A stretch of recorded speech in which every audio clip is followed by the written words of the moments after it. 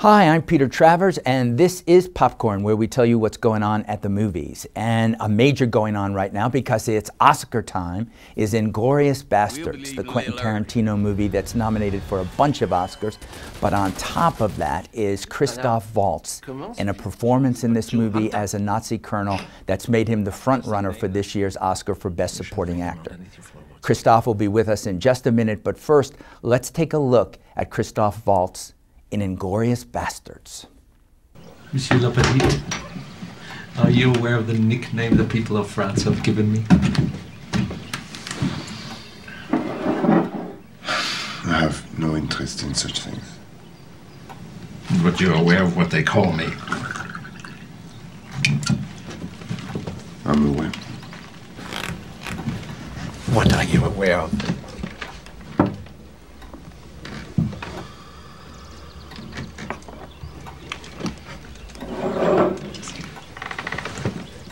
That they call you the Toronto?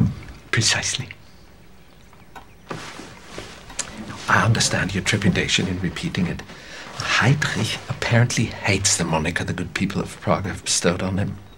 Actually, why he would hate the name the Hangman's baffling to me. It would appear he's done everything in his power to earn it.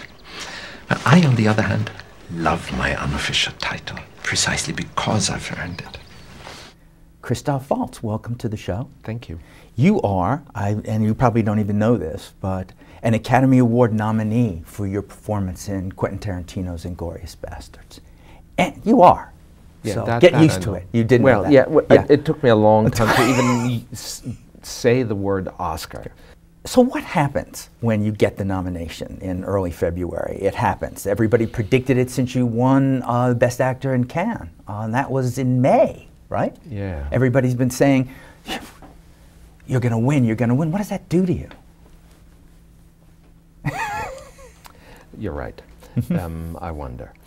I actually am kind of proud of myself to have been able to keep it at bay for a very long time.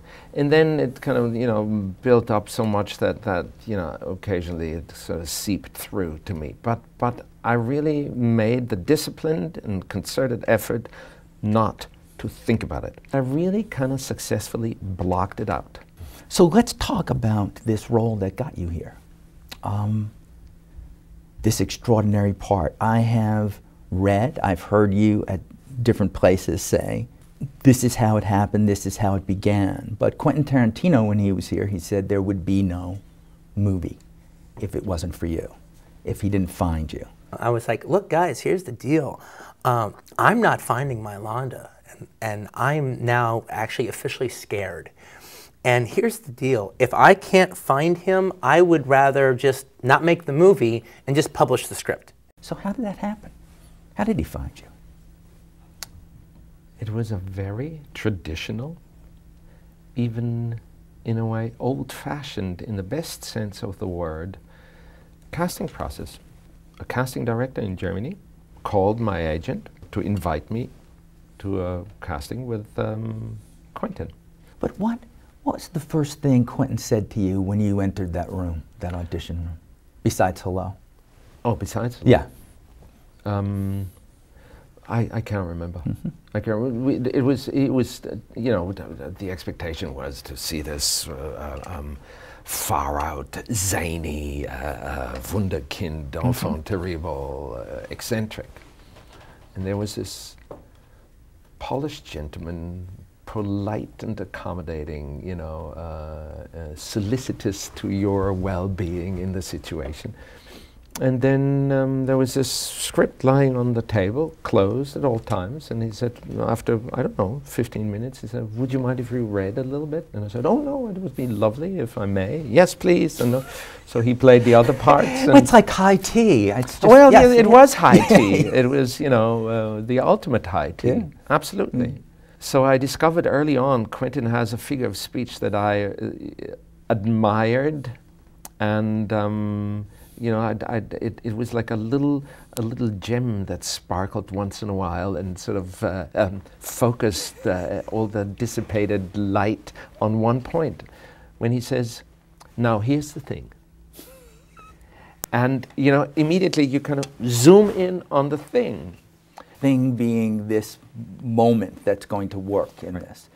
What about the sense of the languages? When you walked into that room, I assume they knew that you could speak French, German, and English already. Did he ask you to read in those languages? He did. Yeah, it was in English. He said, well, could you translate that? So so I could, and I did.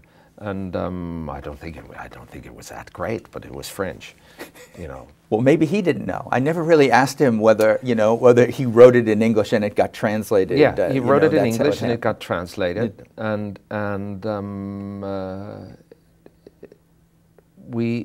he has this amazing ear, you know. He can direct in any language. Il y avait une autre chose que je voulais vous demander.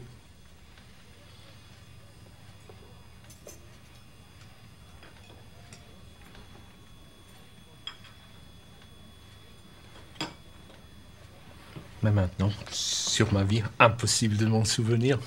Enfin, bon, ce ne devait pas être important. I had heard somewhere that, and maybe this is wrong, so that's why you're here, the source is here, that Quentin didn't want you at the reading with the other actors to actually play this part full out, that since they didn't know your work, that he wanted you to surprise them. Well, yes, in a way. He said to me, "Look, I don't like to you know, conspire with actors or manipulate, you know. But in this case, I think it might be advantageous if you didn't get too well acquainted with the others." So I said to Quentin, "Yeah, of course, anything, you know, anything." So he said, "Well, maybe, you know, we don't rehearse too much together." So they rehearsed, and I called in and said, "Can I come and rehearse?" And I said, "Well, you know, let them, they're busy, you know, they do something else." And I said, "Well." And then I rehearsed with Quentin. So that was my way of getting, or his way of giving me my rehearsals, that we rehearsed and they rehearsed. And then he threw it together on set. Well, I wish that were filmed for the DVD or something. Well, I'm glad it was.